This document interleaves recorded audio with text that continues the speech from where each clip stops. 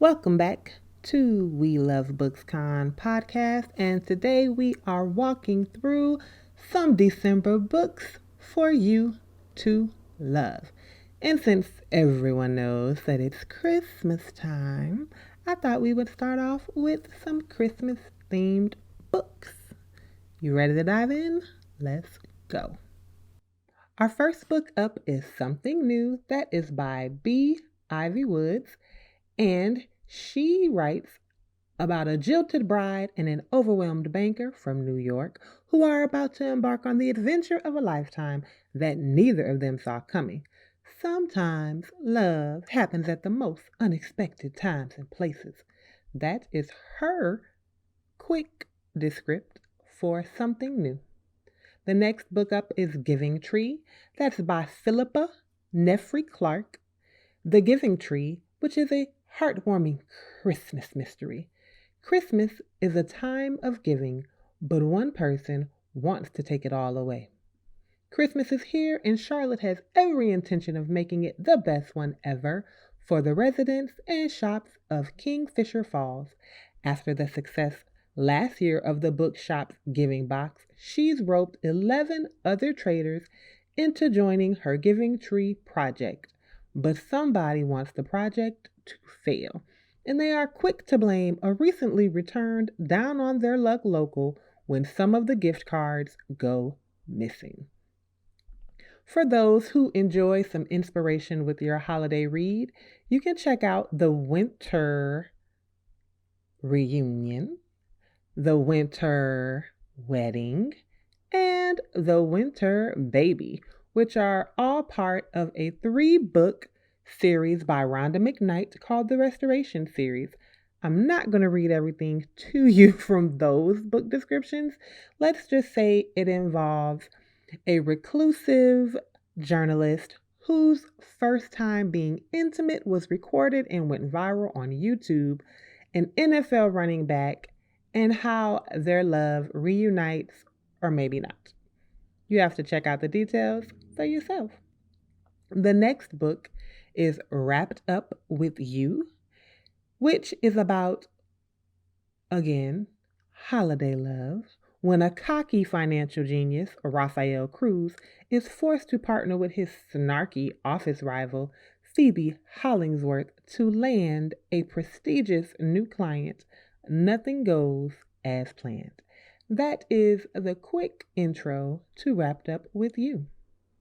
Then we have Christmas of Love, written by Erin Wright. Austin Bishop doesn't want a lot for Christmas. He especially isn't looking for love, but romance shows up anyway in the form of the most beautiful curvy redhead he's ever seen. This is a Long Valley romance novel, and I believe it's considered a Western romance. Our next book you might want to check out is All I Want for Christmas Is a Reaper. So if you like a little paranormal with your Jingle Bell time reading, check out All I Want for Christmas Is a Reaper by Liana Brooks. Meredith Christmas has the world's most Grinchiest job ever. She is on the audit team of Markham and Sloan that goes in, evaluates every worker's ROI, that's return on investment for those of us who are not analytically and business minded, and hands out the pink slips just in time for the winter holidays. And this darling, she loves it.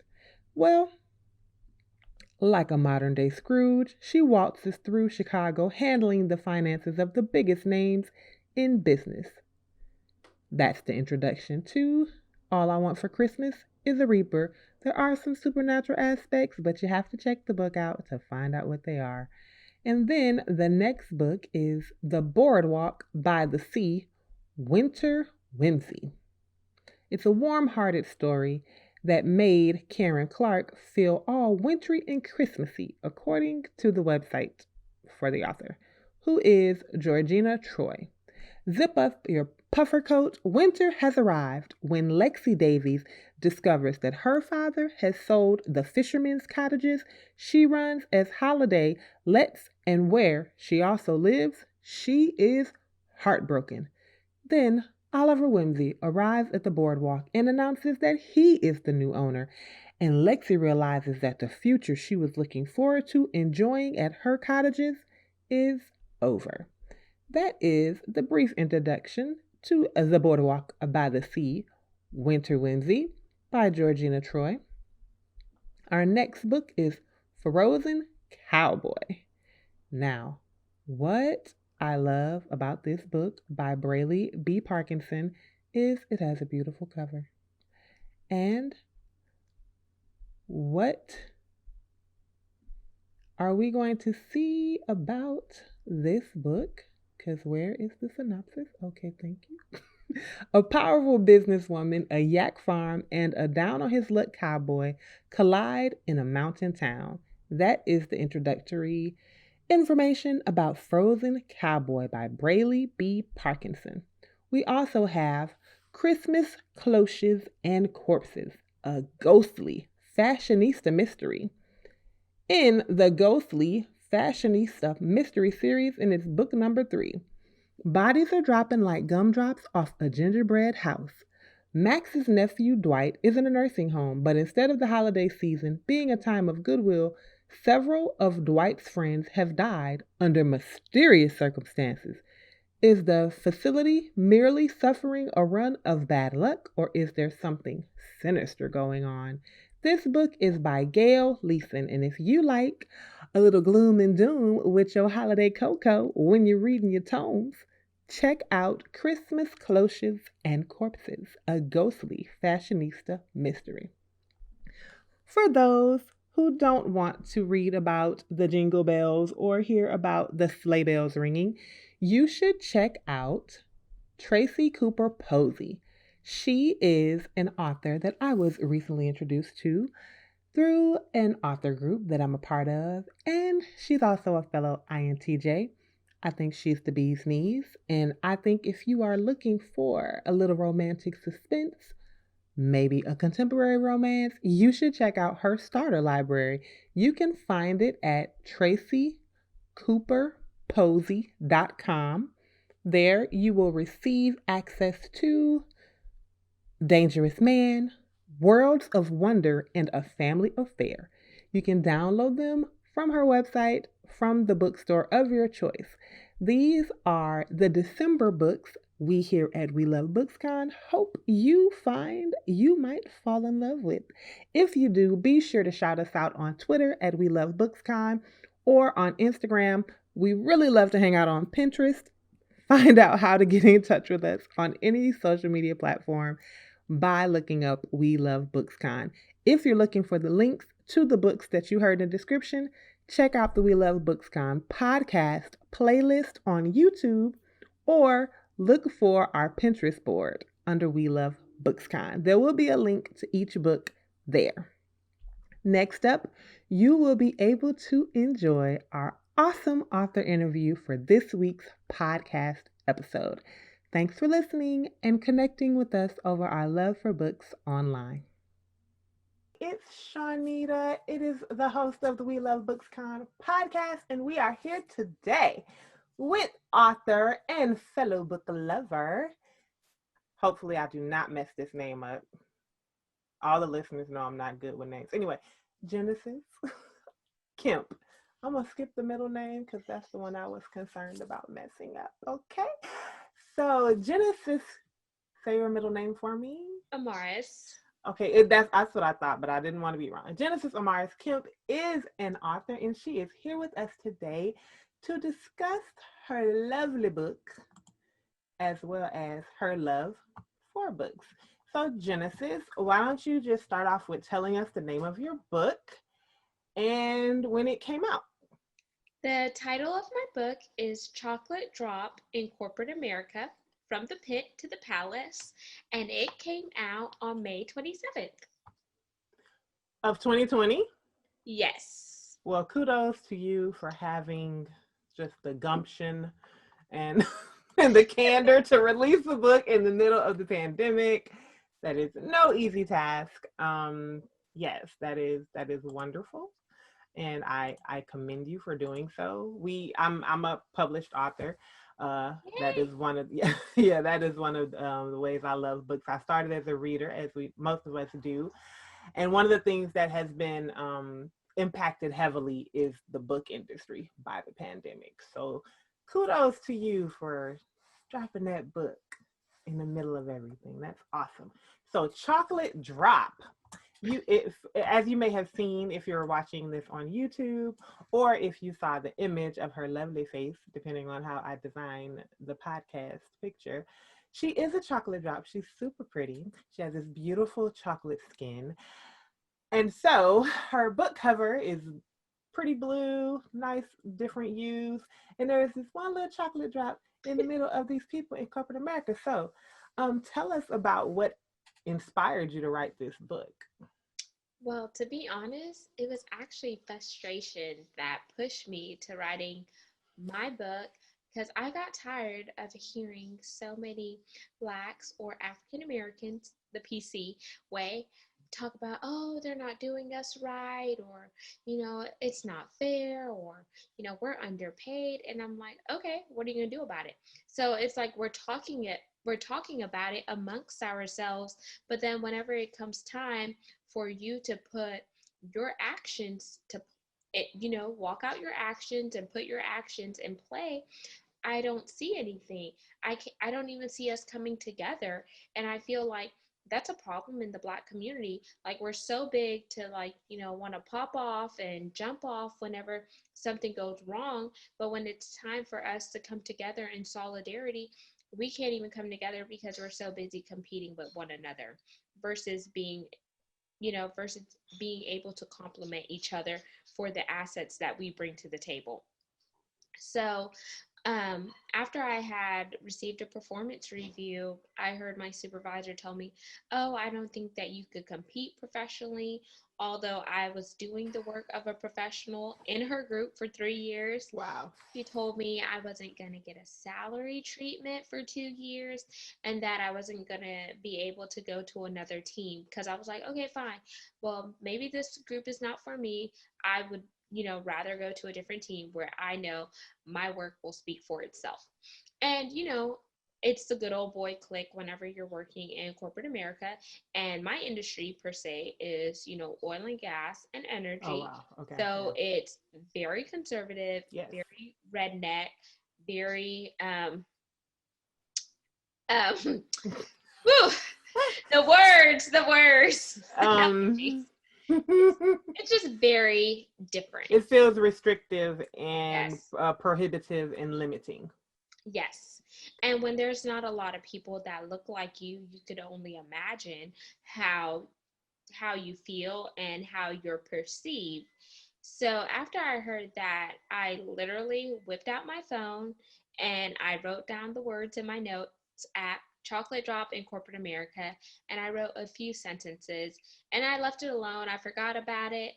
But it wasn't until I went to a local church here in Houston where I met another author, and it was just something about her persona that just really had me drawn to her. And like, she made her own schedule, like she was traveling, like she was doing things with her kids, like she wasn't clocking in to nobody's time clock. She wasn't going to nobody's schedule or anything. So I was like, oh, what does she do? And so I didn't really know, so I just approached her. I said, hey, my name is so and so. I just heard you from across the room, not trying to be nosy, but I was just I was just wondering if It's we ear could. hustling. It's not my fault. I was just wondering if I could just know a little bit more about you. And she told me she was an author, and she told me some other things that she was doing. We exchanged numbers, and then I think I left. I let maybe a few weeks or a month go by because I didn't want to be stalkerish. Then finally, I reached out. I was like, "Hey, can you meet me at Starbucks for some coffee? I really want to, explore some more." So it was in that conversation at Starbucks where I knew it was confirmation that I needed to write my book. And I'm a very spiritual person, so I knew that God was speaking to me because it literally felt like the Mary and Elizabeth experience. Because my book was like my baby. And whenever she was talking to me, it's like I just felt that supernatural kick. Like my baby was like, boom, boom, boom, boom. And I was like, okay. I was like, okay, Jesus, I hear you. Okay, I'm a rock with you. And everybody that knows me knows I'm a firecracker. I love to have fun. So if you read the book, you'll definitely get some laughs in there too.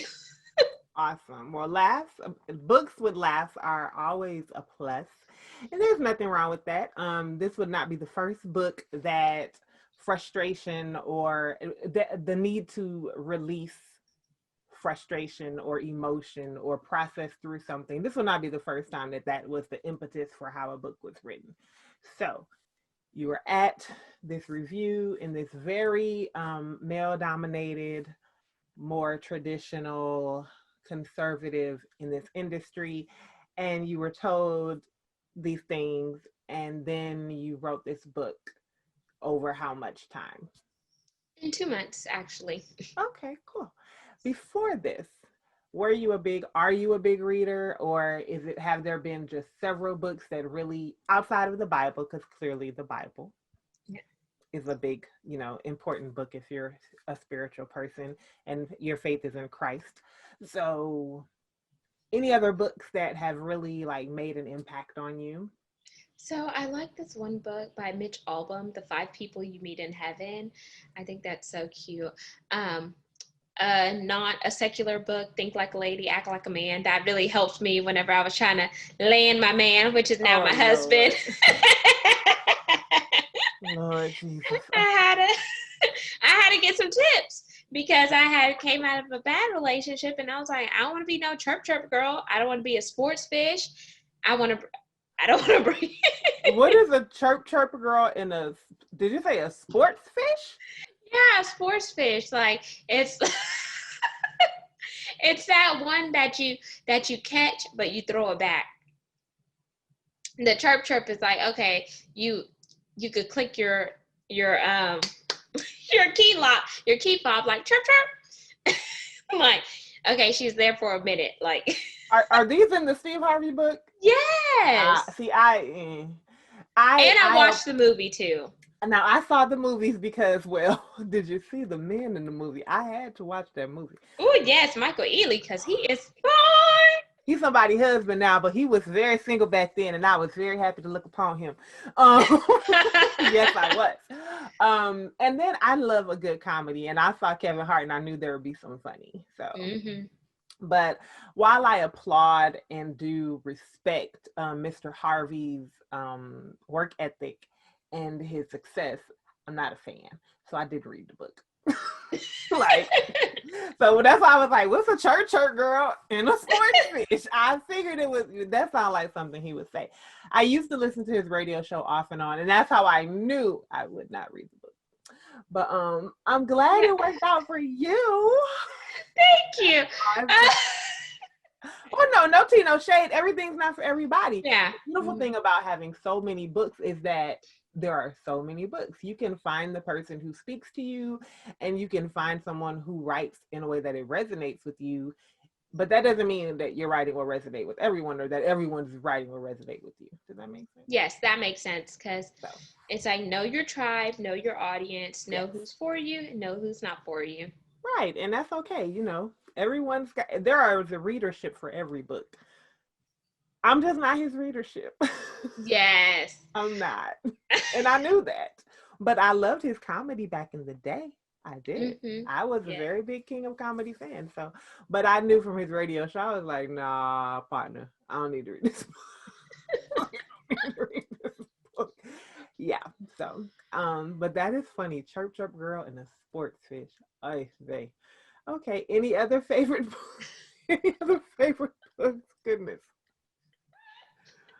There's a book that I read called Boundaries. It was mainly a forced read because back then I was going to school Bible college, so that was one of the books that we had to read. So I read it here and there, and it was really good on like knowing what healthy boundaries are for you and how to keep those boundaries, because I'm the type of person that I'm very given, and sometimes like I was just giving too much and I felt burnt out. But then if I would tell somebody no, I felt bad. But now I can just tell you straight up no, and not give you a reason why. I'd be like, nope, nah, nope, nope, nope, ain't doing it. Yeah, yeah, yeah. I'm the same. I'm a natural giver. Mm-hmm. And my foster dad had to help me with that. He was like, "You don't know how to tell people no." I was like, "I mean, if I can do it, why not do it?" He was like, "You need to learn how to tell people no." Mm-hmm. And before he passed away, I had learned how to tell people no. Matter of fact, now I'm too good at it. Now I tell people no all the time, and I'll be like, "Oh well," and then. But yeah, so that I is that the one that it has a pencil on the front, the boundaries book. Yeah, and it's Yeah. red. The letters are Yes. red. Yeah, I'm Yes, familiar with that. yes. I've recommended that book to several people that Mm-hmm. I know who needed help with that. Very giving, very easily taken advantage of before the book. So awesome. Yeah, I've heard of Oh, that I'm book. glad we're vibing on a book. Hey, Hey. that's what We Love Books Con is all about. Connecting over books online. Yeah, I love books. So let's get back to this chocolate drop. Yes. Did So you see the cover? Did you see the cover? that Hey. okay. See, now this will make the YouTube video. Yes, I love a good cover pick. I have seen the cover. I described it earlier. Remember the blues and the yellows Yeah. and the very well, very professionally done. Thank you very much for a beautiful cover. So, have you had any feedback or any experiences that were prompted because of the book, like reader feedback or associates or other African American professionals who have had the book resonate with them? Yes, so I have this good friend, D. Dot Moon. He'll be excited to hear that. I plugged his name. His daughter is an author, and she wrote her first book at 12 years old, The Rules of a Big Oh, Boss. So yes. he, he read my book, and he was like, you know what, when I was reading your book, I just could not put it down. And it was exactly, my story of what I experienced in corporate America. And he told me about an incident that he has going on right now. And he said, you know what, it actually helped me jumpstart to writing my book, because I've been putting it off, but it took you to the fire starter to get me to wanting to pick up that pen and write my book again. And I was like, yes. Awesome. I love that. That is a Because great that's the story. impact that I want to make, because like I tell people, like the book is not just for me, it's for people who are coming besides and behind me, future generations, as well as maybe those older African American people, as well as those who aren't minorities, that want to, let their voice be heard, that want, that push, to help them ignite their passion and fuel their purpose again, to let them know, okay, it's okay to share your story. It's okay to be unapologetically you. It's okay, because when we share our stories and testimonies, it's like it's breaking the chains and bondage of someone else that was locked up emotionally, mentally, and physically. Awesome. That is true. That is also scripturally based. So yes. So you've had some people that have been inspired to write their own book. And how about anyone else who's read it and been able to find some solace or to work through some things with their own experience in corporate America? And are Yes. you still in corporate America? Yes, I'm still in corporate America until I make my solid proof plan where I could, leave and do this full time, like my book, podcasting, maybe some paid speaking events, because I Awesome. still have student loans. you Hey, know. don't we all? Well, many of us do. God bless the ones who don't. I've met a few people who don't. You can see it on them. It's like, that's beautiful. I'm almost gonna be done soon. Thank you, Jesus. That is Ooh. awesome. I just started. So Oh gosh, I I've just finished already my paid. master's degree. Oh wow, congratulations. Thank you. Every time I go submit a payment, I was like, oh my gosh, I have paid $32,000 so far. I'm like, Oh my gosh. Yeah, it's more than a notion. However, I still think that it's worth it, even though the merits of education are being questioned and things of that nature, because the promised, pie in the sky. Oh, if you work hard, it's not as easy to ascertain success as it used to be. Mm-hmm. Yeah. So, but I still think it's absolutely worth it. Then again, I also went into an area and a field that has, prolonged sustainability. So that helps. So, What field?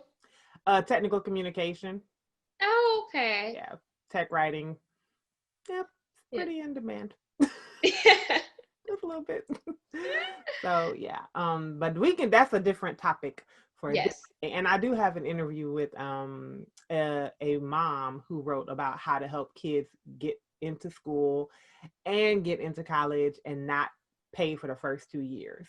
Ooh, that's Like, good. I think she said it was only 2,500, and you basically start as a junior and are able to enter with credits to complete just your major courses, which Oh I think wow. is boss. Which, I mean, it's a way to do that, but the way she talked about it is not very well known. So Man, I needed her to pull up about 4 years ago, back on yeah. time. Yeah, no. I was blessed. Like I said, I found my way through school. I took the 21-year route, so yeah, to get my degree. So, Hey, as long as you got it. and that's what matters. And you're paying yours off. Like, what? Do you know how amazing that is? You about to pay your loans off? Dude, that's amazing. Whew, And your thank you, book sales Jesus. are helping. Well, I haven't used my book sales for that, but No, but that's in your solid plan. yeah. Yes, I want to take this book worldwide. And one of my missions is to not only just take this book into corporate settings and really teach on IND, inclusion and diversity, as well as equality and equity, because E squared is very important to the IND. But I also want to take it into the school systems because while kids are young and while they are open to various learning possibilities, I want to let them know, okay, what does inclusion and diversity looks like? And I want them to see, the difference between what do you want to be when you grow up and who do you want to be when you grow up. Because when looking back, whenever I was younger, so many times you hear people ask you, hey, what do you want to be when you grow up? But they never ask you, who do you want to be when you grow up? And I think that's a very important, more so than the what, because the what is a label that's placed on you. The what is what keeps you in confinement. The what is what keeps you boxed in. But who is like, okay, who do I want people to see me as? Like, how am I going to be perceived? What is my purpose? Am I walking out my purpose? Am I living out my destiny? And you address all of those in Chocolate Drop in Corporate America? Well, bits and pieces. Okay. So, So the next book. yes, book number two. Um, but the main thing I really do address is like my personal struggles, like how I overcame, going from the bottom of the totem pole as an administrative assistant and working my way up to a compliance coordinator now. But it wasn't easy. And, yes, you have to play politics, like you have to go the extra mile, especially whenever you look like me. But what people never tell you is don't wait for someone to give something to you. Be that advocate for yourself. Let your voice be known and take ownership of your career. Because I always tell the younger people, closed mouths don't get fed. So if you stay there and you think, oh, if I work really hard, they're going to promote me. If I just do this, and that, I'm going to excel. Look, no, that's not the case. Like, you have a lot of nepotism in the workforce. You have a lot of sexism.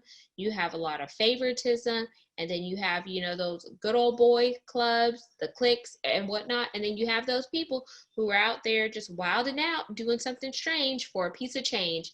And I knew that was not going to be me. And I put that little part in the book, Lord doing goodness. something strange for a piece of That is change. not my first time hearing it. I just never heard about it in a corporate America setting. I've been in corporate America for 25 plus years, and Oh yeah, they yeah, do it. something strange for a piece of change in corporate America. But I'm also a head down, get the work done kind of girl, and so I don't, and I don't have the same. I haven't had the same experiences. Not that I haven't experienced discrimination. I just haven't had the same experiences. So yeah. Which is understandable. But so then you could ask questions, say, okay, what was that like for you, or etc. Right. So it's good eye opening whenever you're talking to someone who doesn't have the same experiences, because you could really truly dialogue about it and learn from one another. Absolutely. Yeah, no, I have friends, and um I know people who've been discriminated against, but I haven't, like, I personally haven't had that, like, happen. Not to where I wasn't given raises, and not to where I wasn't promoted. I had the opposite happen. I would be somewhere and they would be planning my whole future, and I'd be like, hey, no, I don't want to stay with your company. I didn't come here to do this. Like, this is my job while I'm going to work towards blah, blah, blah. I had that experience. It was more so like, oh no, you'll be great at this. Pump your brakes. I don't want to do that. What are you saying? So, which is flattering to an extent, but to me it was always like, you didn't ask me. Like, I know you think your company is amazing, but no, thank you. This is not where I want to stay. So I had, like I said, I had a different experience. And I think it's, listen to what you said. I never didn't speak up for myself. Like, I didn't know I wasn't supposed to. I tell people I kind of bumblebeed. Like, I tell people I had bumblebee faith. Like, I would do stuff that I didn't know I wasn't supposed to be able to do. And then it would just work out. Like, the bumblebee aerodynamically is not supposed to be able to fly. Its body is too heavy for the proportion of its wings. By all science, mathematical, everything, it should not fly. But you can't tell the bumblebee is not supposed to fly, because it's gonna fly. And so I would be like, well, no, we need to do that. Like, I did not know I wasn't supposed to do the things I would do, but I would get results. And in corporate America, as you know, the dollar is what speaks the loudest. So I would do stuff I didn't know I was supposed to not do, and then it would pay off. And then they'd be like, no, keep her, she makes us money. So I never had not those kind of discriminatory experiences. Have I been, racially? Yeah, I've been, but I'm just a different kind. So I'll be like, oh, that's so sad for you. You going to hell. I'm not going with you. Like, your hate is not going to take me to hell. That's your problem. So I do like Trevor Noah. I just ball it up with the love of Jesus, and then I throw it back. Like, I don't engage it. And I learned that from my foster dad and from my faith, because I'm a believer as well. So, but no, I can't attest it to, like, having some, like, great plan or anything. You know what I'm saying? Like, I can't say it's because I walked into every corporate job and was like, this is why, and I will not have these experiences. I didn't. It just didn't. It just didn't happen. I just be like, how we make the money.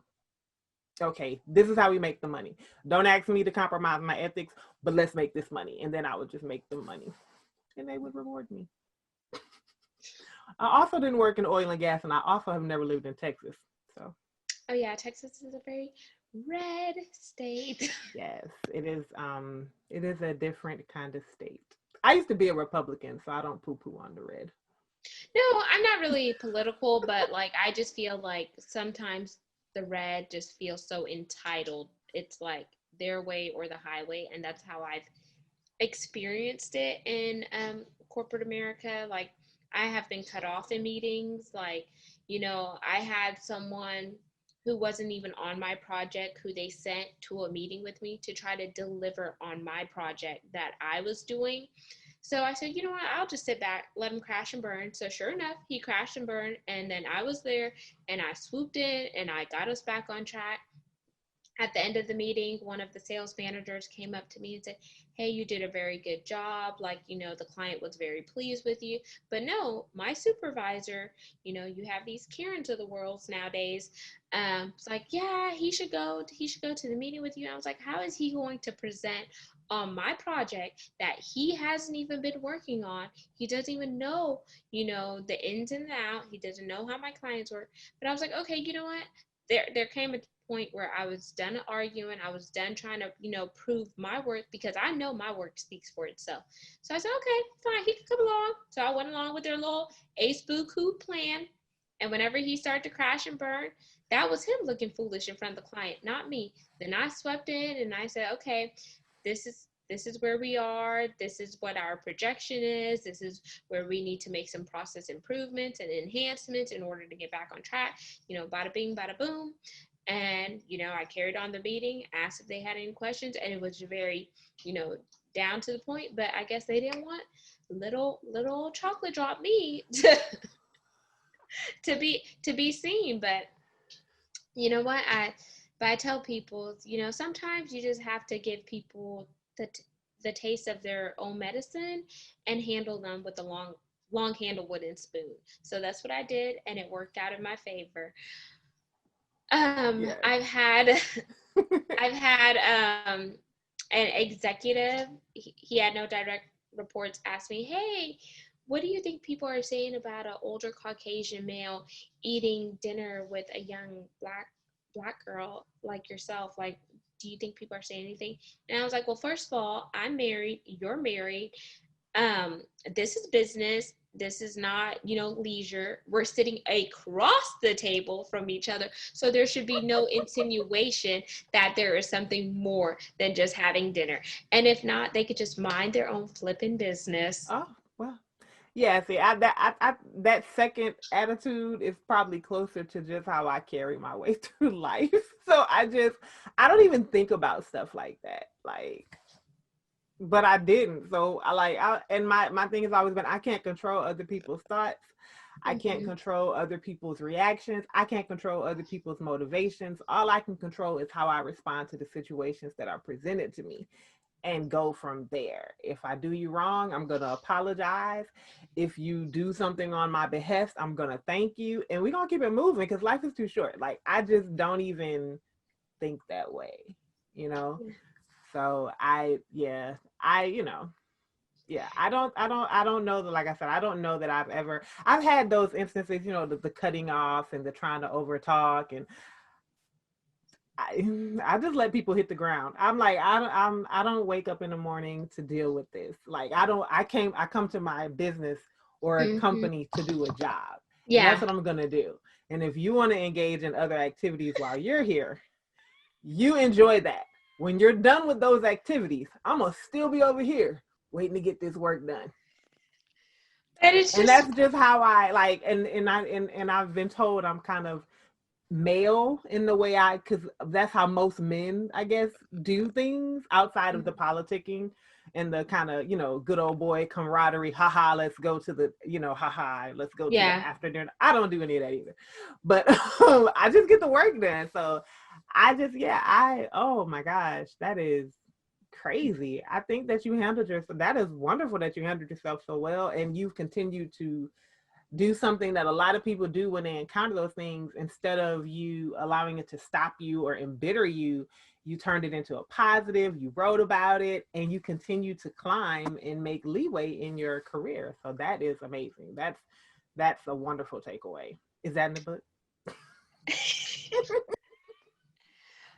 Parts of it is in the book.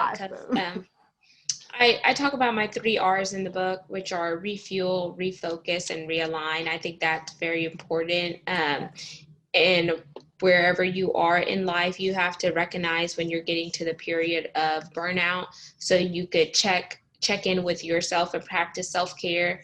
You have to refocus on, okay, am I on the right track? Am I where I want to be? And if not, how do I get to where I need to be?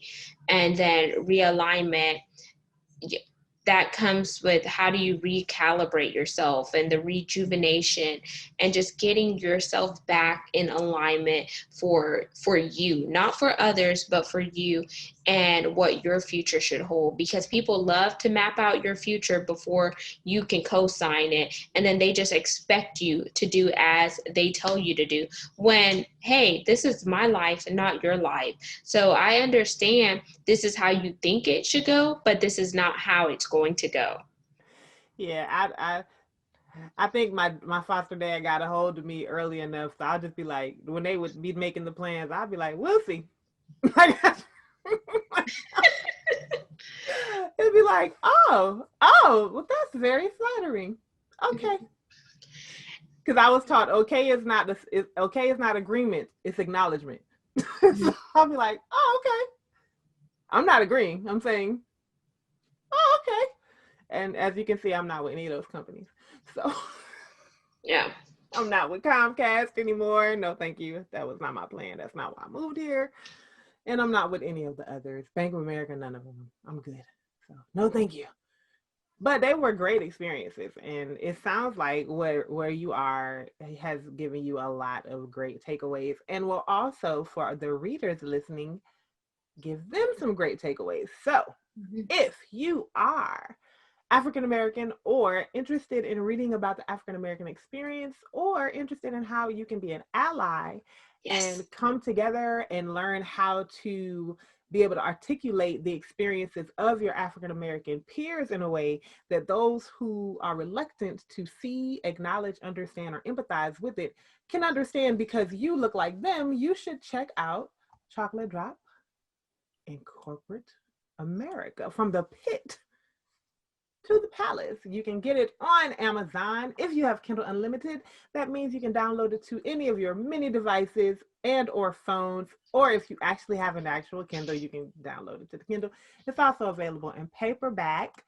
You can check out Genesis Amaris Kemp there on Kindle. There will be a link if you are watching this on YouTube, or if you're listening to this on my private podcast. There'll also be a link with information to be able to access it there. So thank you so much, Miss Genesis Amaris Kemp, for sharing your love for books with us and sharing about your first book. We look forward to hearing about your future folios. Any parting words for the readers? I definitely want to encourage the readers out there is never judge a book by its cover. Never let people place limitations on you, because you are meant to soar high and start seeing yourself where you want to go. And another thing is it's never too late for you to start a new beginning. Sometimes we have to go through those dark places in life in order for a bright future to emerge. So understand that when life throws you a curveball, that just means that you're getting ready to walk into a breakthrough, and you are getting ready to soar high like an eagle. Make sure you read. When you get the book, make sure you leave a transparent review on Amazon for me. That's how I can improve as a writer. And just let me know, what you're thinking about and how you're feeling. And if you have any questions for me, you can definitely send me an email at Genesis, that's Genesis, Amaris, Amaris, Kemp at gmail.com. It is me. I don't have an assistant, and I love to hear from the readers and listeners. Awesome. Well, thank you so much again for joining us on today's episode of We Love Books Con podcast, and for sharing your first book with us. We will see you on the next episode.